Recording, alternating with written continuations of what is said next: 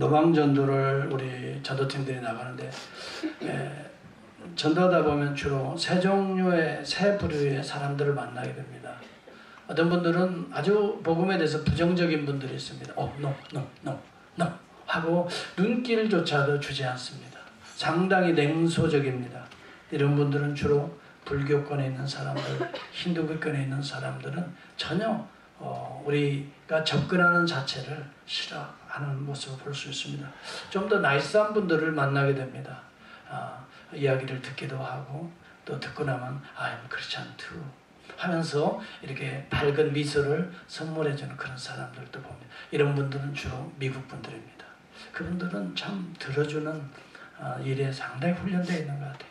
다 알면서도 아주 상냥한 미소를 가지고 yes 하고 이렇게 들어줍니다. 그리고 나중에는 I'm Christian too. 그런 사람들을 만나면 왠지 참 형제같이 느껴지기도 하고 감사하기도 하고, 또 어느 분들은요 전혀 예수 그리스도에서 못 들어본 분들이 있어요. 그런 분들은 하나님이 예비하신 분들이라고 저는 생각하고 구체적으로 그리스도에 대해서 소개하는데요. 우리 성경에도 보면은 너희 중에 믿지 않은 자들이 있느니라 하고 거부하는 자들도 있지만은 내 아버지께서 오게 하지 아니하시면 누구든지 예수 앞에 올 수 없다는 말씀이 그대로 저는 현실 세계에서도 그렇습니다. 정말 하나님이 예비한 자들이 있어요. 따로 은혜 받는 자들이 있어요. 육에 속한 사람은 성령의 일을 믿지 않는다고 고린도전서 2장 14절에 말씀하고 있습니다. 맞습니다. 육에 속하고 세상에 찌들어 있기 때문에 하나님의 영의 비밀, 좋은 소식을 전하고 싶습니다. 전혀 귀담아 들을 수가 없습니다. 믿지 않습니다. 그들에게는 이러한 것들이 어리석게 보임이요 그것들을 알 수가 없나니 그러한 일은 영적으로 분별될 수밖에 없다는 것입니다. 그래서 한나라의 비밀을 전하다 보면 저도 평생 하나님의 말씀을 전하는 설교자로 살아갑니다만은 어느 분들은 참 아멘 하고 어려운 내용 같은데도 잘 받아들이는 사람이 있는 것 같은데 어느 분들은 전혀 알 수가 없습니다. 이해할 수가 없도다, 참 어렵도다, it is a hard teaching 이라고 말하는 분들도 있습니다. 그래서 저는 가급적 쉽게 해보려고 많이 애를 씁니다만은, 그러나 하나님의 복음, 하늘에서 내려온 산떡이라는 말을 어떻게 풀어서 쉽게 설명할 수 있을까요? 예수님이 소개한 그대로 소개하는 것입니다. 예수 그리스도는 하늘에서 내려온 산떡이라는 것을 영적으로 이해하는 자들에게는 예수 그리스도께서 살과 피를 이렇게 찢기고 흘려서 우리를 먹여서 그 살과 피를 먹는 자들은 영생이 있고, 그러나 이 살과 피를 먹지 아니하는 자들에게는 생명이 없다 하는 이 영적인 비밀들을 믿는 자에게는 놀라운 은혜와 축복의 순간입니다. 그렇지. 예수님의 친히 살을 찢어서 나를 먹이시고, 예수님이 친히 피 흘려서 나의 이 더러운 피를 씻기시고 오늘도 새로운 하나님의 생명으로 나를 창조하고 계시지. 이런 것을 은혜로 받아들이는 사람들이 있습니다. 그러나 이것을 영적으로 받아들이지 못하고 이해하지 못하는 사람들은 it is a hard teaching. 예수님에게 핑계를 댑니다.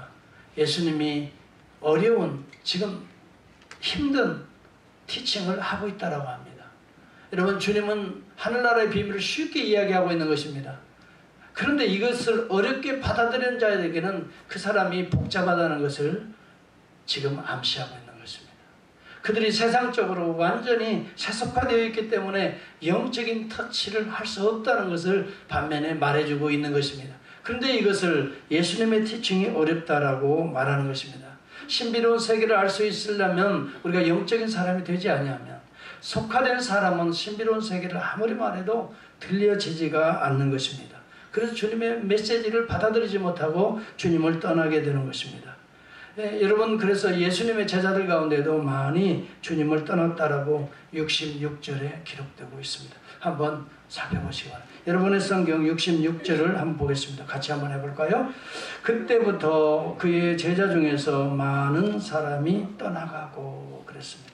어려운 이야기를 하는 것처럼 느껴지는 사람들이 있습니다. 하나님의 생명의 말씀, 하늘의 말씀을 이해하지 못하는 사람들은 언제가 떠나가게 되고 그와 다시는 예수님과 함께 다니지 아니하더라. 이것이 현실입니다. 영적으로 뿌리를 내리지 못하면, 여러분들이 영적으로 뿌리를 깊이 그리스도께 박지 못하면, 하나님의 말씀 앞에 여러분이 뿌리를 박지 못하면 언젠가는 항상 떠나가게 되어 있습니다. 여러분 자신을 절대 믿지 마십시오. 주님의 말씀을 믿으시기를 바랍니다. 아멘. 여러분이 그래서 영적인 뿌리를 내리는 것이 그만큼 중요하다는 것입니다. 아멘. 하나님의 영적인 말씀에 여러분 자신의 뿌리를 내리지 못하면 여러분들도 아이 그러면 안 되지, 주님 따라가야지, 교회 잘 다녀야지. 그렇지만 사탄은 그냥 놓아두질 않습니다. 항상 세상으로 향할 수밖에 없는 것입니다. 예. 그리고 주님과 다시 다니지 아니하더라. 주님과 동행하지 못합니다. 자기 길을 가는 것입니다. 자기 길을 가는 것입니다. 주님이 원하는 나는 길이요 진리요 생명이요, 주님이 가는 영생의 길을 가지 못하고 인생 자신이 생각하고 자신이 꿈꾸고 자신이 좋아하는 그 길을 따라서 세상 쪽으로 빠져버리게 되고 마는 것입니다. 이때 주님이 가장 가슴 아픈 때인 것 같아요. 그래서 제자들을 향해서 너희도 가려느냐라고 했습니다. 이런 질문합니다. 너희도 가려느냐. 이제 12제자가 남았습니다. 어찌 보면 많은 자들이 따라왔지만 정말 남는 자들은 별로 없다는 것입니다. 처음에는 그들이 육의 양식을 구하기 위해서 왔는데 예수님은 육의 양식이 아니라 영의 양식을 계속해서 공급하거든요. 하늘의 양식을 주고 있거든요. 사람들은 이 세상에 떡과 빵을 원해서 주님 앞에 나왔는데 우리 주님은 진정한 생명을 이야기하거든요. 진정한 진리를 이야기하거든요. 영원한 영생을 이야기하거든요. 그리고 이것을 알아듣지 못하고 떠나버리고 맙니다. 많은 사람이 떠나고 다시 그와 함께 다니지 아니하더라. 그때 우리 주님이 너희도 떠나려느냐. 여러분, 저도 목회하다 보면 교회 어려운 일이 있으면 성도들이 하나 둘 뿌리를 내리지 못한 분들은 떠날 때가 제일 암울해요. 정말 주님의 그런 마음이 느껴져요. 그래서 잠이 안 오기도 하고 한 사람 한 사람 말씀에 뿌리를 내리지 못하고 빙빙 돌다가 언젠가는 주님의 품을 떠나고 세상적으로 빠져버리고 말 때 그것처럼 가슴 아픈 일이 없지요. 어쩌면 주님이 그런 심정이었던 것 같아요. 너희도 가려 하느냐. 이러한 주님의 음성에는 어쩌면 입술이 떨림이 있을 것 같아요. 그런 아픔이 서려있는 이야기 같아요. 너희도 가려느냐. 네. 여러분, 그러나 반대로 생각해 보면은 강력한 요청의 톤이 또 있다고 저는 생각해요. 결코 너희들은 떠나서는 안 된다. 너희가 정말 갈래? 절대 너희들은 떠나서 안 된다. 주님의 품을 떠나서는 안 된다. 너희들은 진리를 떠나고 생명을 떠나서는 살 수가 없느니라 라고 하는, 결코 너희는 가서는 안 된다. 스펄전 목사님이 이렇게 증거하고 있습니다. 모든 현대 교회마다 계속 키즈라는 역사가 일어나고 있다. 그리하여 가벼운 것들과 쭉정이들은 날아갈 수밖에 없는 것이다. 뿌리를 말씀에 내리지 못하고 예수에 내리지 못하고 세상을 추구하는 자들에게는 계속해서 날아가 버릴 수밖에 없다. 여러분들은 쭉정이처럼 되지 말라. 쭉정이같이 언젠가 주님의 심판의 날에 날아가는 자들이 되지 말고, 주님을 부인하는 자들이 되지 말고, 세상과 짝하는 자들이 되지 말고 알곡 신자가 되라라고 설교하는 내용을 우리는 볼 수 있습니다. 여러분, 알곡과 쭉정이는 시작은 비슷하게 시작합니다. 자라나는 것도 어쩌면 비슷합니다. 그러나 추수 때에는 나누인다는 것을 기억하시기를 바랍니다. 분명히 처음은 비슷하게 시작합니다. 비슷한 모양도 있습니다. 그러나 마지막 때에는 알곡과 가라지는 나누어지게 되어 있습니다. 여러분은 주님의 마지막 심판의 날에 정령 주님을 고백해야 될 그 순간에 떠나는 자가 아니라 결코 주님을 떠나지 아니한 영생의 말씀이 여기 있사오니 내가 주님을 떠나 어디로 가겠습니까? 라고 고백하는 베드로와 같은 이런 고백이 여러분 가운데 여러분의 고백이 될 수 있기를 축복합니다. 여러분, 이 시대는 사탄과 마귀는 계속 여러분을 새로운 세상이다 라고 세상으로 계속 키질합니다. 세상이 좋아, 돈이 좋아, 물질이 좋아, 돈 버는 맛이 좋아, 쾌락이 좋아, 스포츠가 좋아. 여러분, 이 세상적으로 계속 지금 키질하고 있습니다. 여러분 주님을 떠나지 마시기 바랍니다. 우리 주님은 이 세상보다 더 위대하신 분이십니다. 이 세상을 창조하신 분이십니다. 이 세상은 이 세상이 가지고 있는 강력한 돈의 힘보다, 권력의 힘보다 우리 주님은 강력한 능력을, 하늘의 능력을 가지신 분이십니다. 주님을 떠나서 생명의 말씀이 여기 있사온데 어디서 주님을 떠나서 누구에게, 어디로, 누구에게로 가겠습니까? 이 베드로의 고백이 여러분의 고백이 되어야 되는데, 누가 뭐라 그래도, 이런 시험이 와도 저런 시험이 와도 여러분 주님에게 뿌리를 박은 사람들은 주님을 떠날 수가 없는 것입니다. 말씀에 뿌리를 박은 사람은 말씀을 떠나서 우리가 어디에서, 저는 요즘에요, 저도 이제 책들을 좋아합니다. 책 읽는 걸 좋아하고, 책이 주는 많은 교훈들이 있어요.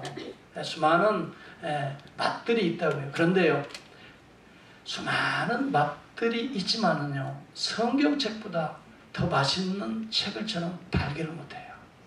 한번 있으면 저한테 한번 소개를 해주시길 바랍니다. 혹시 그런 거 느낀 분이 있으면 좀 소개를 해주시기 바랍니다. 성경책보다 정말 꿀과 송이꿀보다 더 달아요.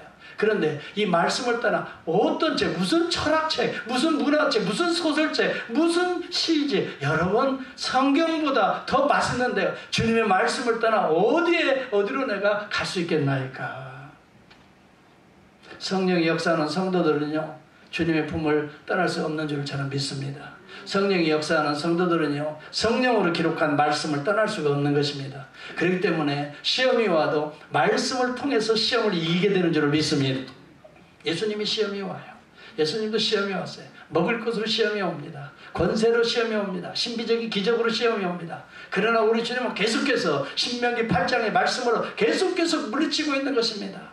성령의 사람들은 말씀을 통해서 물리치는 것입니다.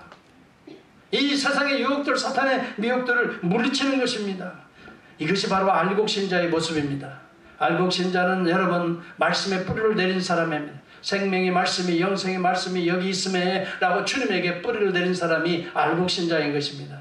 이러한 신자들은 세상의 어떠한 미혹에도 물리칠 수가 있는 능력과 권세가 말씀을 통해서 나타나고 있는 것입니다. 그래서 저는요, 말씀을 떠나서 마음의 양심이 찔리는 것들은 쉽게 돌아오게 되는 것입니다. 말씀을 통해서 여러분 책망하는 부분들이 많이 우리의 삶에 있습니다. 그럼 쉽게 돌아오는 것입니다. 주님의 말씀을 떠나서 우리가 어디로 가겠습니까? 할렐루야. 하나님의 말씀을 떠나서 어디로 갈 수가 없습니다. 하나님의 말씀이 아니 계신 곳이 없습니다. 해석 못하는 부분이 없습니다. 인간의 마음을 구석구석 말씀은 거울처럼 비춰줍니다. 주님의 말씀을 떠나서 어떻게 나를 알 수 있겠습니까? 인간의 죄인된 것을 말씀을 떠나서 어떻게 알 수 있습니까? 말씀을 읽지 않기 때문에, 말씀을 묵상하지 않기 때문에 내가 의로운 것처럼, 내가 선한 것처럼 위장하며 살아가고, 아니면 속으며 살아가고 있는 것이죠. 여러분, 말씀을 통해서 우리가 하나님을 알 수 있습니다. 말씀을 통해서 우주의 만물의 원리를 알 수 있습니다. 말씀을 통해서 우리는 생명이 어디로부터 공급되는가를 알 수가 있는 것입니다. 말씀을 통해서 온 우주의 만물의 생명이 하나님께 달려있음을 우리는 말씀을 통해서 알게 됩니다. 온 우주의 만물이 창조된 것도 하나님의 말씀을 통해서 우리는 알게 되는 것입니다. 생명의 말씀이 주께 있으니, 주님이 창조하시고 주님이 우리에게 생명을 공급하시고 창조주이신 것을 내가 믿사오니 주님을 떠나서 어디로 가겠냐 하는 것입니다. 창조는 주님이 말씀으로 하신 생명이 결과가 창조인 것입니다. 여러분, 피조물들을 보면은 우리는 주님의 모습을 보게 됩니다. 웅대하시고 광대하신 주님을 봅니다. 피조물들을 보면 여러분 정말 아름답고 참 세미한, 정말 말로 표현할 수 없는, 형용할 수 없는 그런 놀라운 은혜들을 우리 말씀을 통해 깨닫게 되는 것입니다. 주님을 발견하게 되는 것입니다. 창세기는 1장은 이렇게 말합니다. 태초에 하나님이 천지를 창조하시니라 라고 말합니다. 창조한다는 말은 여러분 베레시트 바라 엘로힘, 이게 히브리 첫의 이 히브리어입니다. 그런데요, 바라라는 단어를 씁니다. 이 단어는 무에서 유가 나온다는 이야기입니다. 없는 것에서 있는 것을, 보이는 것을 만들어내는 하나님의 창조를 말합니다. 사람은 하나님이 창조한 있는 것에서 있는 것을 만들어냅니다. 사람이 만들어내는 고안품은 하나님의 창조의 역사가 임하고 있기 때문에 사람은 유에서 유를 만들어냅니다. 사람이 무엇을 만들어내는 것을 히브리어 성경으로 아샤라고 말합니다. 만들어내다. 이것은 아샤라는 말은 바라라는 말과는 다른 것입니다. 그런데 바라를 떠나서 어떻게 아샤 속에 거하겠습니까? 이 말인 것입니다.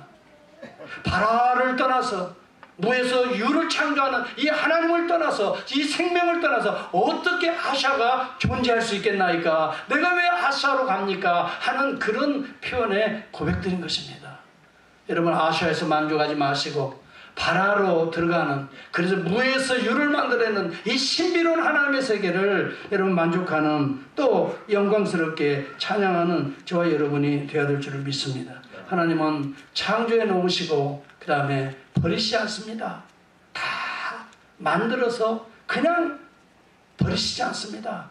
그것을 잘 운행하고 계시는 것입니다. 이게 우주 만물입니다. 이것을 우리는 프로비던스라고 말합니다. 하나님의 섭리라고 말하고 있는 것입니다. 만물을 우리 하나님께서, 우리 주님께서 붙들고 계신다고 성경은 분명히 이야기합니다. 이러한 만물을 붙들고 계시는 하나님의 섭리를 떠나서 우리가 어떻게 누구를 따라서 살 수 있습니까? 라고 고백하는 것입니다. 생명의 말씀이 주께 있으니 주님을 떠나서 어디에 가서 우리는 살아갈 수 있겠습니까? 여러분, 히브리서 1장 3절에 보면은 이는 하나님의 영광의 광채시요 그 본체의 형상이라고 말합니다. 그의 능력의 말씀으로 만물을 붙드시며 라고 말합니다. 이것은 여러분 주님이십니다. 주님은 하나님의 영광의 광채시요 그 본체의 형상이라고 말합니다. 여러분, 성경을 분명히 제가 말할 때 찾아보세요. 그리고 거기다 줄을 긋으세요. 그때 그 말씀이 여러분의 능력의 생명의 말씀이 됩니다. 제가 몇 장 몇 절이라고 그랬어요? 아, 대단해요.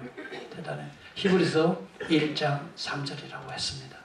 이런 말씀들은 상당히 중요하기 때문에 제가 이렇게 강조하고 있는 것입니다. 여기에 이는 주님을 말합니다.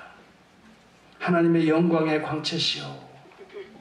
우리 주님은 하나님의 영광의 광채로 본체의 형상이라 아버지 하나님과 동일하신 영광의 하나님이시라 이 말이에요. 그의 능력의 말씀으로 만물을 붙드시며 라고 말합니다. 오늘도 주님의 생명의 능력으로 만물을 붙들고 계시기 때문에 이것을 Providence of Christ, 그리스도의 섭리라고 말합니다. 우리 주님이 오늘도 생명의 능력으로 만물을 붙들고 있기 때문에 만물이 살아가고 존재하고 있는 것입니다. 그리고 우리 주님은 죄를 정결케 하시는 일을 하시고, 여러분, 우리의 죄를 대속하시고 구속하시고 만물을 구속하시고 나를 죄로부터 날마다 씻겨주시는 일을 하시고, 그 다음에 지금은 높은 곳에 계신 지극히 크신 이의 우편에 앉으셨느니라 오늘도 통치하고 계시는 우리 주님의 모습을 히브리서 기자는 그렇게 분명하게 전파하고 증거하고 있었던 것입니다. 만물을 창조하셨을 뿐만이 아니라 오늘 주님은 하나님의 능력으로, 그의 능력으로 말씀으로 붙들고 계시다 하는 말이에요. 그래서 만물이 주의 말씀을 듣고 있는 것입니다. 사람만 어리석어서 듣지 않고 주를 떠나는 것입니다. 만물은 오늘도 듣고 있는 것입니다. 여러분, 바다에 가보면 또 아니면은 한 번씩 쓰나미가 밀려와서 그저 도시가 파괴되는 그런 걸 보면은 또 그러면서 바다에 가잖아요. 바다에 가보면 폭풍이 확 물들이 밀려오고 있잖아요. 그런데 어느 때는 두려운 마음이 생겨요. 저것이 쓰나미처럼 확 덮치면 우리 샌디에고에 어떻게 될까 그런 생각도 하는데 하나님께서는 명하셨어요. 모래턱 위에는 넘어오지 말라. 주님이 말씀으로 그것을 명령하셨어요. 그래서 지금 파도가 듣는다라고 성경 기록하고 있어요. 한번 여러분 찾아보시기 바랍니다. 잠언 8장 29절에 보면 바다의 한계를 정하여 물이 명령을 거스르지 못하게 하시며 주의 명령을 거스르지 못하게 하신다라고 말. 여러분, 과학자들이 그렇게 만들어 놓은 것이 아니면 하나님이 명령했습니다. 너는 바다나 물은 여기까지야. 밀물은 여기까지 오고 다시 나가야 돼. 밀물과 썸물의 그 법칙을 우리 과학자들은 이 달의 중력 현상에 의한 것으로 설명을 합니다. 그러나 그 원리를 명하신 분은 우리 말씀으로 만물을 붙들고 계시는 우리 주님이시라는 것입니다. 성경이 이렇게 말하고 있습니다. 주님의 그 생명의 말씀이 여기 주님께 달려있는데 우리가 주님을 떠나서 어떻게 우주의 만물이 존재할 수 있습니까? 여러분, 주님을 떠나서 세상 좋아하는 사람들은 빨리 주님 앞으로 돌아오시기를 바랍니다. 생명의 능력이 주께 있습니다.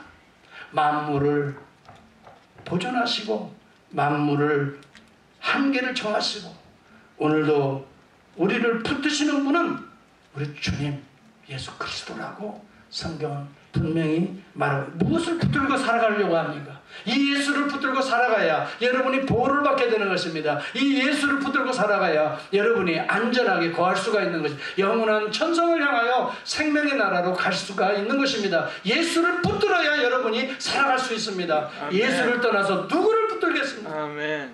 돈을 붙들면 돈은 돌아가기 때문에 언젠가 여러분의 손을 떠나게 될 것입니다. 아무리 억만장자도 죽음의 날이 올 때는 그 돈은 억만장자를 떠나게 되는 것입니다. 그것이 주는 권세에 맞춘 짧은 인생일 뿐입니다. 영원한 생명을 주는 주님을 떠나서 누가 뒤로 가겠나이까? 돈을 사랑하시지 말기를 바랍니다. 돈을 사랑하면 일만하게 뿌리가 되는 것입니다. 하나님의 생명이 떠나게 되는 것입니다. 돈을 주시는 이도 하나님이십니다. 돈을 아름답게 활용하게 하시는 이도 하나님이십니다. 돈의 주인 되신 하나님을 붙들어야 여러분 돈의 노예가 아니라 돈의 주인이 될 수가 있는 것입니다. 주님을 만날 수 있기를 주의 이름으로 축복합니다. 아멘. 여러분, 이 세상의 모든 만물이 다 주님의 말씀으로 붙들고 있다라고 말합니다. 여러분, 산에 가보면 가끔씩 들짐승들이 나타나서, 호랑이가 나타나서, 범이 나타나서 여러분은 해칠 것을 염려하지만 하나님은 그렇게 하지 못하도록 이미 명령했습니다. 여러분, 다시 한번 창세기 9장 2절을 한번 찾아보시기 바랍니다. 바다의 상어가 여러분을 공격하지 못하도록 하나님이 명령했다고 그랬어요. 펠리칸과 같은 독수리와 같은 사나운 그 부리가 있는 이 독수리나 펠리칸이 아무 연고 없는 여러분을 공격하지 못하도록 하나님이 명령했다라고 했습니다. 동물의 본성을 하나님이 그렇게 창조하신 것입니다. 인간을 두려워하게 하신 것입니다. 왜요? 인간이 동물을 다스리게 하기 위해서라고 성경은 분명하게 얘기합니다. 그런데도 두려워하십니까? 그런데도 무서워합니까? 두려워하지 말기를 바랍니다. 창세기 9장 2절을 한번 보시기 바랍니다. 같이 해볼까요? 시작. 땅의 모든 짐승과 공중의 모든 새와 땅에 기는 모든 것과 바다의 모든 물고기가 너희를 두려워하며 너희를 무서워하리니 이것은 너희들의 손에 붙였습니다. 하나님이 그렇게 명령한 것입니다. 사람을 해치지 못하도록 했습니다. 그러나 동물의 본능은 자기를 해치는 자에게는 방어적인 본능으로 공격하는 것이지, 여러분, 절대 인간이 먼저 공격하지 않는 한 새들이라 할지라도 짐승들이라 할지라도 바다의 물고기라 할지라도 여러분을 공격하지 않습니다. 이 모든 동물들은 근본적으로 하나님께서 사람을 두려워하도록 만들었기 때문입니다. 이것을 하나님이 그리스도의 말씀을 통해서 만물을 붙드신다 하는 내용인 것입니다. 여러분은 기억할 수 있기를 바랍니다. 태양도 함부로 지구를 공격하지 못합니다. 태양도 지 스스로 함부로 더 뜨거운 열기를 좀 부어줘야 되겠다 할 수 없습니다. 하나님은 태양을 그 온도를 유지하도록 하나님은 창조하셨습니다. 만약 태양의 온도가 10도만 더 높이 오늘 지구를 계속해서 붙인다면 우리의 먹거리가 깨끗이 사라진다라고 말하는 것입니다. 그래서 여러분, 이 태양의 모든 우주의 법칙도 가만히 보면은 하나님이 그런 정도로 움직이도록 행성과 모든 것들을 그렇게 창조하신 것입니다. 달은 지구를 돌도록 창조하셨고 지구는 태양을 돌도록 하나님은 원리를 창조하셨습니다. 여러분, 그런데 그런 원리들을 깨닫는 자들, 그것을 발견하는 자들이 인간들인 것입니다. 천재 천문학자인 요하네스 케플러가 17세기의 인물입니다. 17세기의 천재적인 이런 천문학자라고 불리웁니다. 케플러의 행성 운동의 법칙을 여러분 혹시 중고등학교 때 배웠을지 모릅니다. 아주 유명한 원리입니다.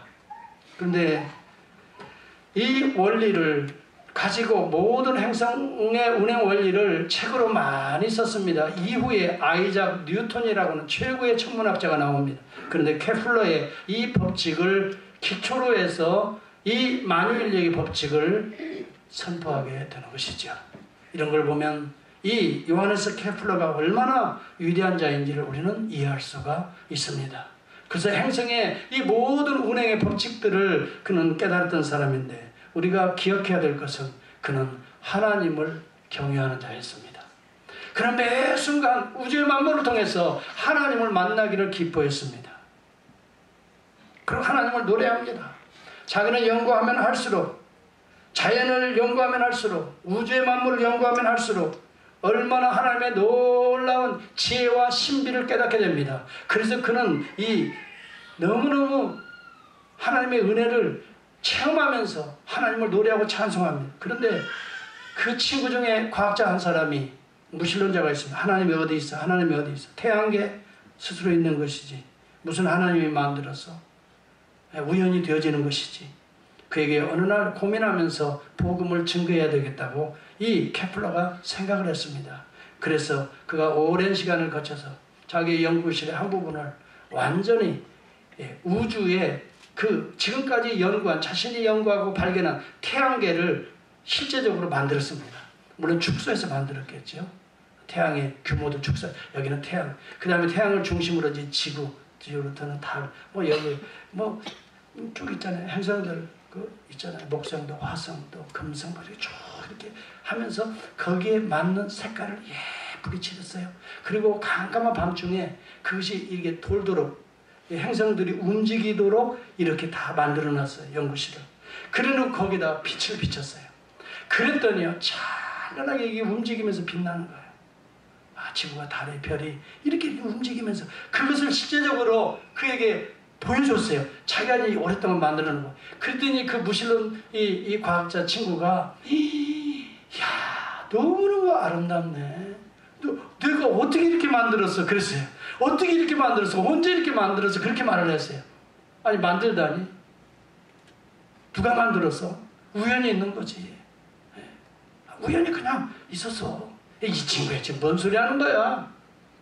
내가 언제 만들었어? 어떻게 이렇게 아름답게 만들었어? 맞아 친구야. 이보다 더 광대한 우주에, 나는 할 수 없는 그 놀라운 우주에 아름다운 것들을 만든 자가 있는 거야. 그분이 창조주 하나님이시여. 그분이 예수 그리스도시여. 말씀으로 창조하셨어. 지금도 말씀으로 만물을 붙들고 계시기 때문에 우리가 이 아름다운 영광을 우리가 맛보는 거야 하면서 복음을 증거했다라고 합니다. 사랑하는 성도 여러분, 만물을 통해서 하나님의 만드신 지문을 읽어낼 수 있는 여러분이 될 수 있기를 축복합니다. 그래서 AW 더저는 그렇게 말합니다. 온 우주의 만물은 하나님의 지문이 다 묻어있다라고 말을 합니다.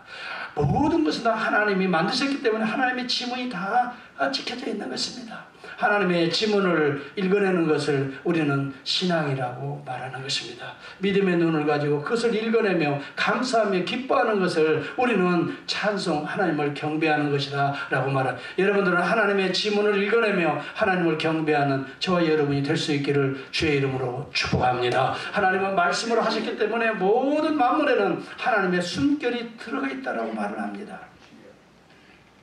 하나님의 말씀으로 온 우주 만물을 창조했기 때문에, 인간의 코에 그 생기를 불어넣었기 때문에 우리에게도 하나님의 호흡이, 숨결이 들어가 있는 것입니다. 특별히 우리 인간은 하나님의 그 코에 생기를 불어넣었습니다. 하나님의 숨결을 집어넣어 줬습니다. 이것을 하나님의 형상이라고 창세기에서는 표현하고 있죠. 하나님의 숨결이 우리 가운데 느끼는 자가 있고 이것을 느끼지 못하는 자가 있을 뿐이지 숨결은 있는 것입니다. 나를 만드신 자의 지문은 내 몸에 찍혀져 있는 것입니다.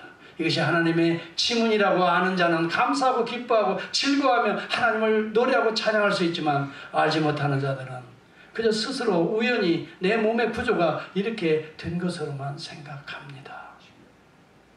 스스로 자기가 호흡하기 때문에 산다고 생각합니다. 그러나 하나님이 숨결을 우리에게 넣어주었기 때문에 살아간다라고 믿는 자는 성령이 함께하는 자인 줄을 믿습니다. 여러분들은 하나님의 지문을 읽어낼 수 있는, 하나님의 숨결을 함께 호흡할 수 있는 성령의 사람들이 될 수 있기를 주의 이름으로 축복합니다. 하나님은 만물을 창조하시고 우주 만물을 섭리하고 계시죠. 더불어서 죄로 말미암아 타락한 우주 만물을 구속하시는 우리 하나님의 생명의 그리스도가 계시는 것입니다. 죄로 말미암아 피조물들이 탄식한다라고 성경은 말하고 있습니다. 로마서 8장 21절 23절에 보면 피조물도 썩어짐의 종로로 탄 데서 해방되어 하나님의 자녀들의 영광에 자유에 이르는 것이라. 피조물이 다 이제까지 함께 탄식하며 함께 고통하는 것을 아나니, 여러분, 피조물이 이제까지 탄식하며 고통하는 것은 죄가 이 땅에 들어왔기 때문입니다. 죄가 들어온 이후에 모든 피조물들이 고통하며 탄식하며 인간 세계에 고통과 절망을 안겨주었습니다.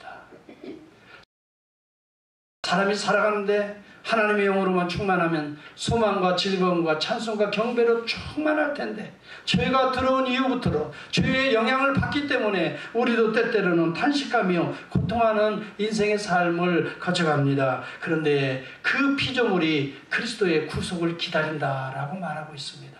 그래서 우리 주님이 이 땅에 오셔서 오늘 죄로 물든 우리들을 구속하시는 거죠. 구속이 무엇입니까? 죄를 깨끗이 씻는 것을 구속이라고 말합니다.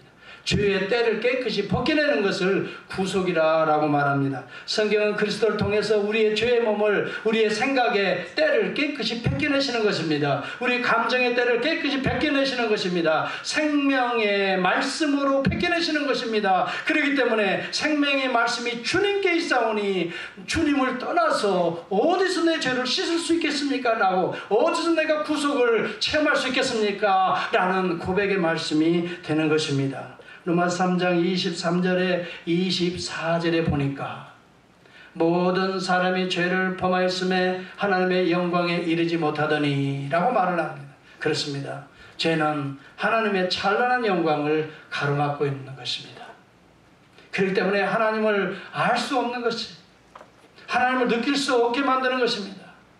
그리스도의 신비를 깨닫지 못하게 만듭니다. 이것은 그리스도가 신비롭지 않기 때문에, 그리스도가 영광스럽지 않기 때문이 아니라 우리의 죄 때문에 그렇습니다. 죄가 이것을 보는 우리의 시각을 막고 있는 것입니다. 죄는 어두움입니다. 어두움이 빛의 세계에 있는 아름다운 모습들을 보지 못하게 하는 것이죠.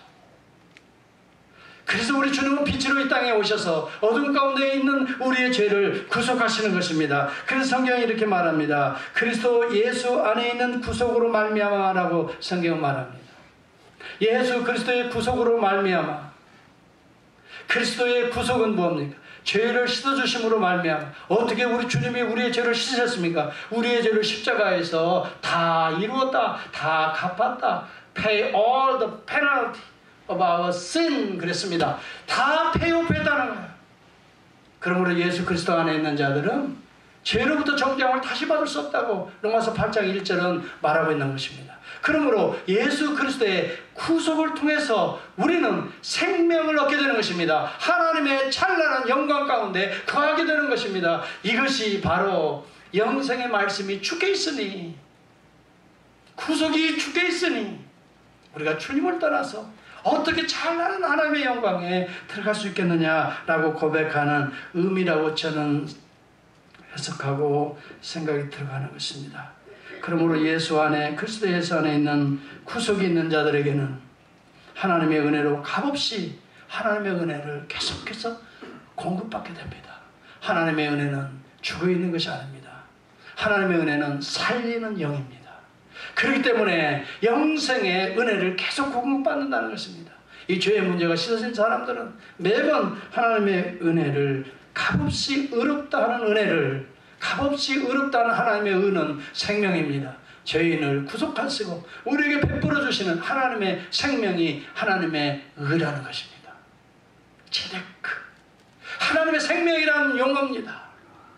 여러분, 우리가 날마다 죄를 씻고 우리가 고백하잖아요. 그러면 우리 안에 새로운 힘이 나오죠. 그런 걸 체험해 보신 분 계십니까? 날마다 주님 앞에 엎드릴 때마다 우리는 새로운 힘이 들어와요. 하나님의 체력, 하나님의 의가 계속 우리 안에 들어오고 있기 때문에 우리가 이상하게 살아갑니다. 저는요, 제가 여러분, 이건 제 개인적인 체험이니까 여러분들이 참고로 받으세요. 제가 몸이 아프기도 합니다. 때로는 저녁 늦게까지 참 내가 준비도 하고 묵상하고 또 새벽 기도는 꼭 지켜야 되는가.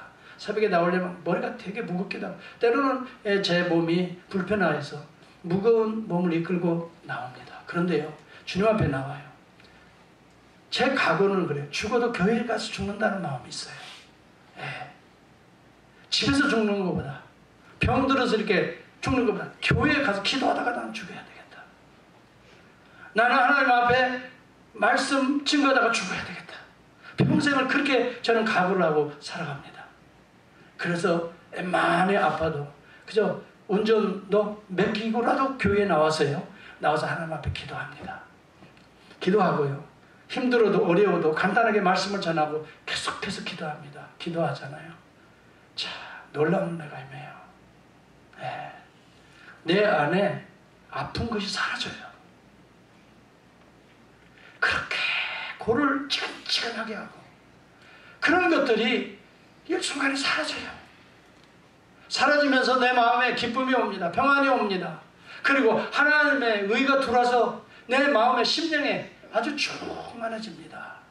그리고 일어나서요, 성전문을 나갈 때는요, 왜 이렇게 힘이 나는지 몰라요. 처음에 들어올 때는 무거운 마음으로 왔고 찌근찌근한 머리를 가지고 들어왔는데 한 시간 반, 거의 2시간이죠. 예배 5시반부터 시작해서 거의 1시간 반, 2시간 이런 정도로 주님을 만나고 나갈 때는 왠지 이렇게 기쁨이. 여러분, 그런데 습관을 쫓아서 여러분 주님을 만나야 됩니다. 이게 계속 꾸준히 하나님의 영이, 하나님의 의의 생명이 여러분 가운데 임하고 있습니다. 임하게 됩니다. 여러분, 그런데 주님의 이러한 구속의 하나님의 의의 생명을 떠나서 어디서 내가 이런 은혜의 맛을 볼 수 있을까요? 돌아오시길 바랍니다. 여러분, 돌아오세요. 아멘. 주님을 떠나지 마세요. 다 헛것들입니다. 여러분들을 진정으로 살리지 않아요. 절대 살리지 않습니다.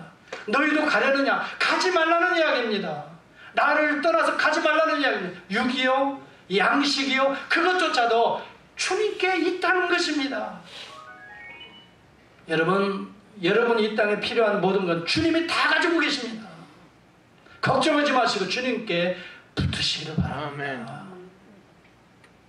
그의 나라와 의를 먼저 구하시기를 바랍니다. 그는 먹고 입고 쓰는 거 다 주님이 예비하시는 것입니다. 걱정하지 마시길 바랍니다. 두려워하지 말길 바랍니다. 주님이 다 여러분의 인생을 만물을 붙들고 계신다고 히브리서 1장 3절에 말하고 있지 않습니까? 믿습니까, 여러분? 이 말씀을? 아멘. 우리 주님은 창조하시고 여러분을 붙들고 계시기 때문에 우리가 오늘 하나님의 생명을 공급받는 거예요. 하나님이 그리스도를 통해 우리를 붙들고 계시기 때문에. 그런데 어디에서 만족, 이 생명을 누릴 수 있습니까? 우리 주님은 우리를 화목하게 하시는 분이십니다. 하나님과 화목된 자가 이웃과 화목할 수가 있는 것입니다. 이 세상은 불화합니다. 여러분, 그런데 골로새서 1장 19절에 보니까 그의 십자가의 피로 화평을 이루사 그렇게 말합니다. 만물 곧 땅에 있는 것들과 하늘에 있는 것들을 그로 말미암아 자기와 화목해 되기를 기뻐하십니다. 하늘과 땅을 화목하신 이는 그리스도의 십자가라고 여기 말합니다. 여러분, 예수 그리스도의 십자가를 영적으로 믿는 사람들은 화목한 자가 됩니다. 하나님의 화목한 자에게서 뭐가 옵니까? 기쁨이 옵니다. 여러분, 부부도 화목해 보세요. 얼마나 의지가 되지요? 기쁨이 되지요? 화목이라는 것은요, 하나님의 생명이 들어가는 것입니다. 여기에 화목이 일어나는 것입니다. 하나님과 화목된 자가 하나님의 리컨실레이션, 하나님의 이 화목이라는 영혼은 우리의 모든 불화들을 깨끗이 정돈해버리는 것입니다. 모든 오해들을 깨끗이 불식시켜버리는 것입니다. 하나님이 비로소 알아지는 것입니다. 하나님이 우리를 알고 우리가 하나님을 알아지는, 이해하게 되는 것입니다. 여기에서 화목이 일어납니다. 그러니 너무너무 기쁩니다. 여러분 자녀들도 화목한 자녀들 보면 얼마나 기쁜지 몰라요. 그냥 힘이 솟아요. 보람이 있어요. 그냥 좋다. 정말 참 행복하다. 그걸 느껴요. 하나님과 화목해요.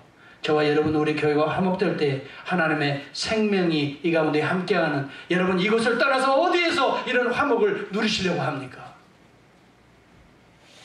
참으로 주님을 아는 자는, 주를 믿는 자는 화목해 되는 역사가 임하는 저와 여러분은 이 화목의 은혜, 이 생명의 말씀이 주께 있으니 어디에서 이런 화목을 느낄 수 있겠나이까? 화목하는 귀한 종들이 될 수 있기를 주의 이름으로 축복합니다. 그러려면 주를 믿어야 됩니다. 믿게 되면 알게 되는 것입니다. 내가 주를 믿고 이 사실을 알았사옵나이다 라고 베드로가 고백합니다. 알고 믿는 자는 없는 것입니다. 하나님을 믿는 자는 하나님이 알게 해 주시는 것입니다. 여러분 알고자 하면 절대 믿을 수가 없습니다. 그러나 믿고자 하면 알게 되는 것입니다. 믿음을 가지고 하나님을 접근하십시오.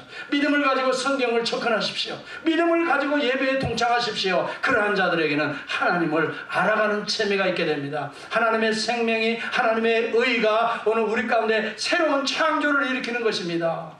하나님의 성령이 우리를 어려운 가운데서 돌보시는 보호와 이 섭리의 역사를 성령을 통해서 우리가 체험하게 되는 것입니다. 하나님을 믿는 자들은 하나님의 영이 임하기 때문에 날마다 우리의 죄를 고백할 때마다 십자가의 보혈의 죄사함의 은혜, 구속의 은혜가 지금도 흐르고 있는 것입니다. 예수 그리스도의 보혈은 씻지 못할 죄가 없는 것이죠.